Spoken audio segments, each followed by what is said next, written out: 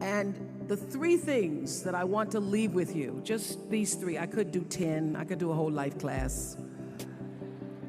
But just these three things will carry you if you let them. First and foremost, knowing who you are. Knowing who you are. Being able to answer this question, who am I? And what do I want? You know, many times when I go out of the country, I am baffled by that question. To explain what is your occupation. I've stood there for 10 minutes. Well, am I a talk show host? Well, I'm more than a talk show host. Am I a businesswoman? I'm a businesswoman. I'm more than a businesswoman. Am I an entrepreneur? I'm more than an entrepreneur. So I just leave it blank or self-employed. So I'm not asking for the roles that you play as daughters. I'm not asking that question. What are the roles that you play as a daughter, as a friend, as a sister? You're going to be a lawyer, you're going to teach, you're going to be a pharmacist. I'm asking the bigger question of who am I? Who am I really? My answer is I am God's child. I am that which is born of all that is. I am, as Pierre de Chardin said, a spiritual being having a human experience, come trailing the breath of the ancestors yet, but trailing the breath of the angels. And understanding that because I am connected to the source of all that is possible for me. That's who I am. And what do I want? I don't want to just be successful in the world. I don't want to just make a mark or have a legacy. The answer to that question for me is I want to fulfill the highest, truest expression of myself as a human being. I want to fulfill the promise that the Creator dreamed when He dreamed the cells that made up me. What do I want? You must have some kind of vision for your life. Even if you don't know the plan, you have to have a direction in which you choose to go. I never was the kind of woman who liked to get in a car and just go for a ride. I had a boyfriend who would say, let's just go for a ride. I want to know, where are we going? Do we have a destination? Is there a plan? Or are we just riding? What I've learned is that's a great metaphor for life. You want to be in the driver's seat of your own life, because if you're not, life will drive you. So, knowing who you really are in this space and time that we embody. That's number one. What do you want? Who are you? Number two, you must find a way to serve. Martin Luther King said that not everybody can be famous, but everybody can be great, because greatness is determined by service. Now, we live in a world where everybody wants to be famous and where we admire people for just being famous. We think being known brings us value. The truth is, all of that will fade in time. In 3 years, you won't be able to name the housewives of Atlanta. The real truth is that service and significance, service and the significance that you bring to your service is that which is lasting. So to be able to, whatever your occupation or job or talent or gift is, our honorees today getting doctorate degrees, to apparently opposite fields, HIV and AIDS and the spoken word. But what they have in common is service, using the spoken word in service to community and the world, using your knowledge and information about HIV and AIDS and medicine in service to the world. And if you look at all the most successful people in the world, whether they know it or not, they have that paradigm of service. Everybody's talking about Mark Zuckerberg and IPO. Service. Jay-Z rapping. Service. Through the word, to people, through song. For many years, I was really just happy to be on TV, and people would stop and say, "Oh, you on TV?" "Yeah, I'm on TV. I like being on TV. It's a nice job." And it was about the time that I received my honorary doctorate from Spelman around 1993. So I don't know if that had something to do with it. I thought of myself as Dr. Winfrey. That I went back and I took a long look at what it was I was doing on TV and made a decision that I was no longer going to just be on TV, but I was going to use TV as a platform, as a force for good, and not be used by TV. And I will tell you, my decision to make that significant change in the way I operated on television, using television as a service, changed my career exponentially. Service through medicine, service through art, using whatever it is you produce, your product, as a way of giving back to the world. When you shift the paradigm of whatever it is you choose to do to service, and you bring significance to that, success will, I promise you, follow you. Service and significance equals success. That's number 2. Number 3, it's so simple, but so hard to do. Always do the right thing. Always.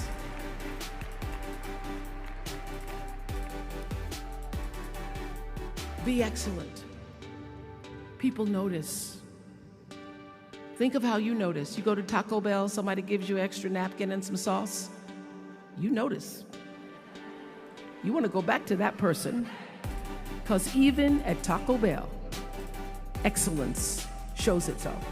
Be excellent. Let excellence be your brand. Everybody talks about building a brand. I never even knew what that was. When people say, "You're a brand," I would say, "No, I'm just Oprah." What I recognize now is that my choice to, in every way, in every example, in every experience, to do the right thing and the excellent thing is what has created the brand.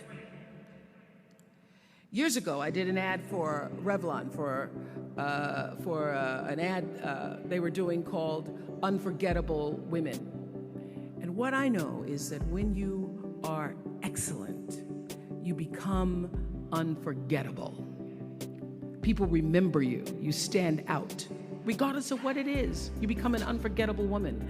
And that is what we all want. We want to be unforgettable and not forgettable. So doing the right thing, even when nobody knows you're doing the right thing, will always bring the right thing to you. I promise you that. Why? Because the third law of motion is always at work. For every action, there's an equal and opposite reaction. That is so true in all of our lives. That's what Newton said. Celia in The Color Purple said it. Everything you even try to do to me, already done to you. Everything you even try to do to me, already done to you. So you don't have to worry about revenge or getting back at somebody, making sure they pay. You just have to do the right thing, and the right thing will follow you, even when people don't support it. I remember many times on my show. There are many shows y'all never saw. And the reason you didn't see them is because I got the last vote. And I remember 2010, my team, hardest working team in television, had done this interview with a woman who turns out she was a Sunday school teacher by day and a sex addict at night. Ooh. And they were like, you won't believe it.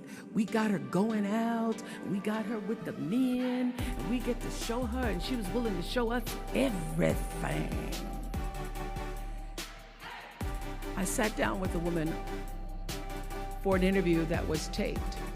And during the process of the interview, I said, why are you doing this? And she said, oh, I want to help people. I want to tell my story and I want to help people. I said, do you have children? She says, yes, I have a 10-year-old son. I knew right then, this is never going to see the light of day. So we got off the air and I said to the lady, we are not going to air that show. And she said, why? My producer said, why? She knew she was being filmed. She knew what she was saying. She knows what you... I said, because her son will never get over it. Her son will never get over it. And it's not worth a rating point to me. Not worth a rating point to me to know that there's a 10-year-old boy who's destroyed because his mother went on the Oprah Winfrey show and told all her business. You do the right thing, even when other people think it may not be. And oftentimes, when you make a decision to do the right thing, immediately you're faced with doubt. Was that the right thing? Was that the right decision? I don't know, was that the right thing? You always know it's the right thing, when in the end, there is peace. You are rewarded by peace in knowing that you did the right thing.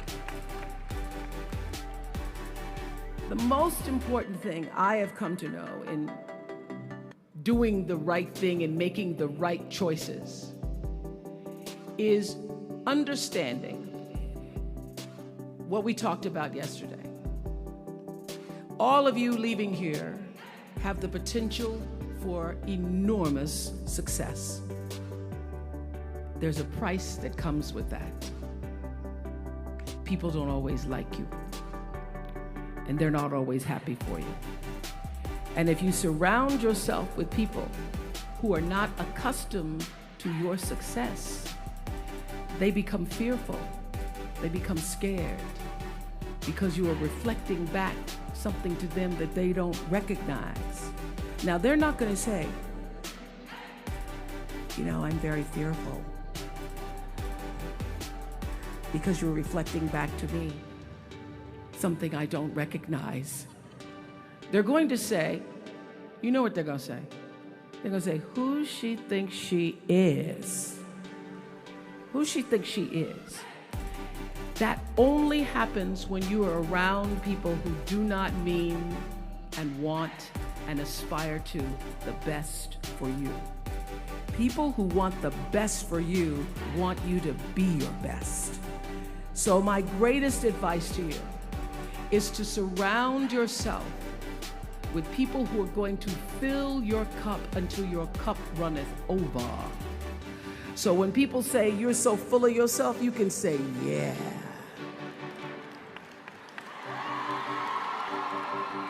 Yes, I'm full. I'm so full, my cup runneth over. And to know that once your cup runneth over, you cannot spend your life with your gallon-size offerings, offering them to pint-sized people.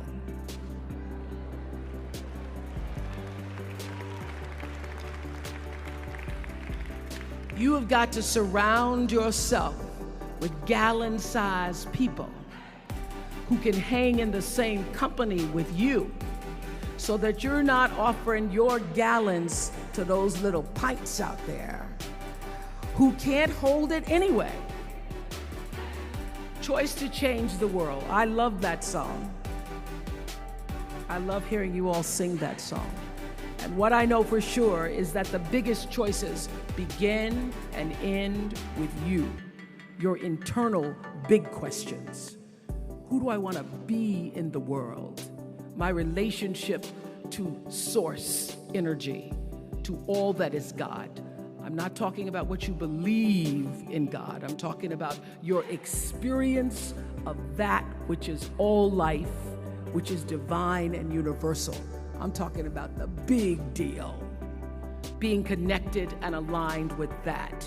When you are tuned in and charged into that, whenever you feel empty, you go inside yourself and you connect to the source, and you know that all things are possible.